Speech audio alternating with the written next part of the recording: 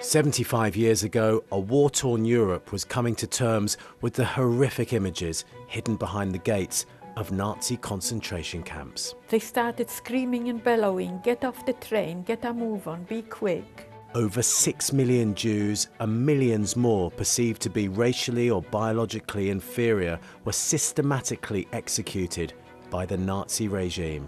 Why did it happen in a civilized country? From beyond the rubble and destruction emerged survivors. With no family and no home to return to, they travelled to England, hoping to find a new beginning.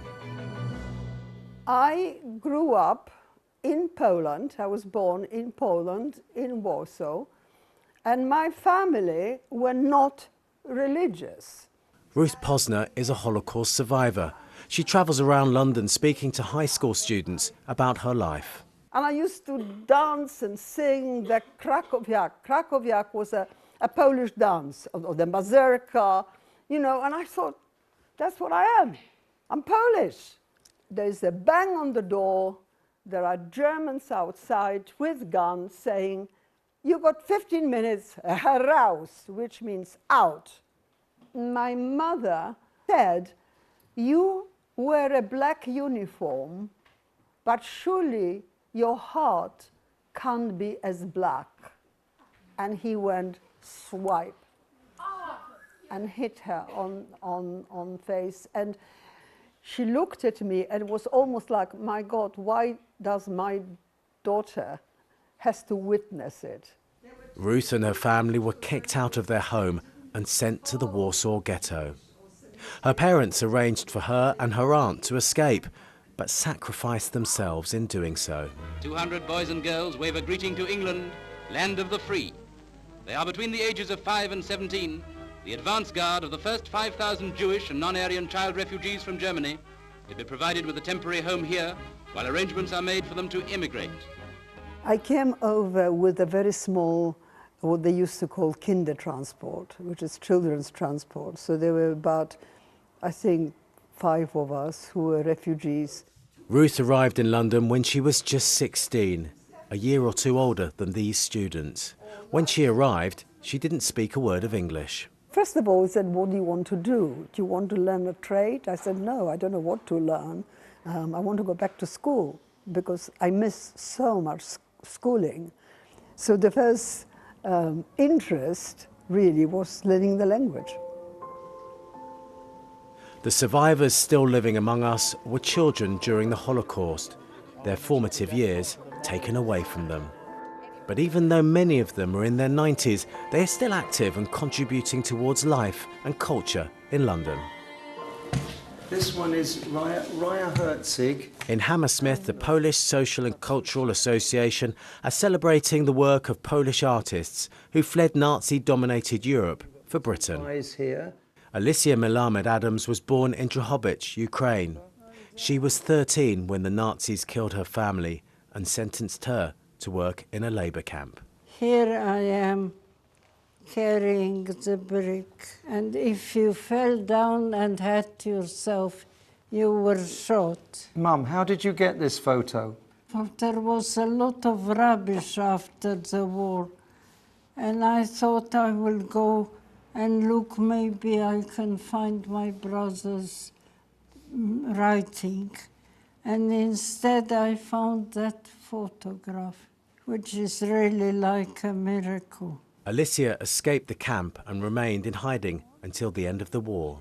In 1950, she emigrated to London. At first, she wanted to study French, but her teacher soon spotted her artistic potential. I painted a picture of Jesus with the crown, and he said to me I should not study French, I should study art. And he sent me to St. Martin's School of Art. Like most of the artists in this exhibition, Alicia was once seen as an outsider during a time of shifting attitudes towards migration in Britain. Without a language, life is not easy.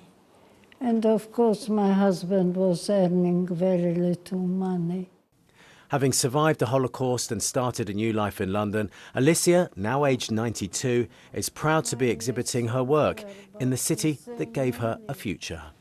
The watch is about time. I thought my time would be gone when I would be shot. But as you see, I am still alive. Yeah, you are, Mum.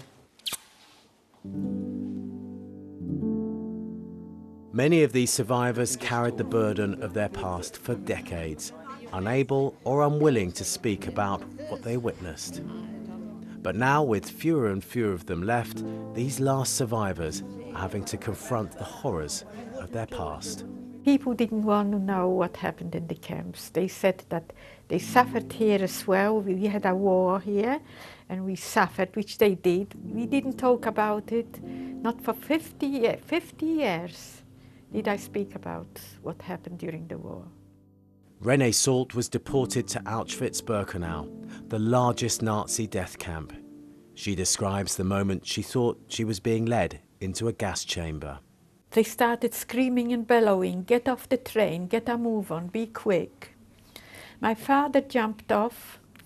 I jumped after him. By the time I jumped off, I didn't see him anymore. He seemed to disappear like into thin air, and I never saw him again. We had to leave all our clothes. They took us into a shower room. Everyone was saying prayers, hugging, kissing one another. We thought it was our last hour, but we were the lucky ones. We were still needed for a very hard work, so water came through, not gas. 7 decades after she was deported to Auschwitz, Renée returns with other survivors and young adults on March of the Living to tell them what she witnessed. All of a sudden, everybody was interested in it, and so we started talking. We were told to speak in schools so that children should know what happened. Perhaps we can avoid another Holocaust from happening. Despite the courage of these survivors to face up to the horrors of their past, many of them share increasing concerns about division and hatred in the world today. Things that we're hearing now are really similar things that we heard in Germany many of those years ago. We are very worried, especially us who have left Germany. And that's how I came to London. But for Ruth, she has a clear message about hate that she wants to give to these school pupils at the Harris Academy in Peckham. What worries me the most, you can of course dislike things or dislike people, disagree with people, but hate, where you want to eliminate something that you don't like, please warn against that. Do something about it, be positive. You would think they would be quite frail and very introverted, but as you can see from Ruth, she was very open and she answered all the questions, even the personal ones. It's quite a great experience for us to hear it from someone who actually survived and not out of a book. Just make sure that history doesn't repeat itself and that people learn from what others have done, and so that they didn't do it themselves. There are not many people, my generation, who are still alive. They're still around, but we won't be here forever. So I owe it to history, if you like, the fact that I have to speak about it. As these survivors near the twilight of their lives, each of them hope their contribution can offer a warning about intolerance and division to future generations. I just want to say I derive a lot of hope from you. I really do. And I think it's fantastic that you want to sit here and listen. So thank you very much. I thank you.